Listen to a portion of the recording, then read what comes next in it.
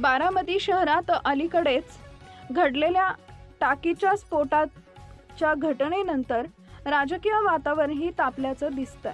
साठेनगर परिसरात झालेल्या सिमेंट टाकीच्या स्फोटात 3 जण जखमी झाल्यानं या घटनेची गंभीर दखल घेतली जाते. या पार्श्वभूमीवर स्थानिक प्रशासन, लोकप्रतिनिधी आणि नागरिक यांच्यातील समन्वयावर प्रश्नचिन्ह निर्माण झालंय. या घटनेनंतर परिसराची पाहणी करण्यासाठी लक्ष्मण हाके यांनी दौरा केला. त्यांच्या दौऱ्यावेळी अनेक वर्ष असणारे स्थानिक नगरसेवकही उपस्थित होते. मात्र या भेटीदरम्यान नागरिकांनी थेट आपल्या समस्या आणि नाराजी व्यक्त केल्यानं परिस्थिती अधिकच चिघळल्याचं चित्र दिसून आले. नागरिकांनी सुरक्षेच्या उपाययोजना, आपत्कालीन व्यवस्थापन आणि घटनेनंतरची प्रशासनाची कार्यवाही याबाबत नाराजी व्यक्त केली. या सगळ्या घडामोडींमुळे बारामतीतील राष्ट्रवादी काँग्रेसच्या स्थानिक नेतृत्वावर प्रश्न उपस्थित होऊ लागलेत. नगरसेवकांना नेमकं झालंय तरी काय, असा सवाल सामान्य बारामतीकरांकडून केला जातोय.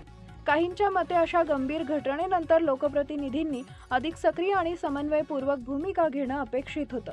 याशिवाय या प्रकारामुळे पक्षांतर्गत समन्वयाचाही मुद्दा पुढे आलाय.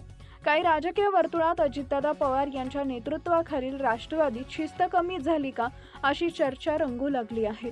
पूर्वी अजित पवार यांच्या उपस्थितीत अशा प्रकारच्या विसंगती घडत नसत, मात्र आता स्थानिक पातळीवर वेगवेगळे गट तयार होत असल्याची चर्चा आहे. दरम्यान या घटनेनंतर नागरिकांनी प्रशासनाकडून ठोस उपाययोजनांची अपेक्षा व्यक्त केली आहे.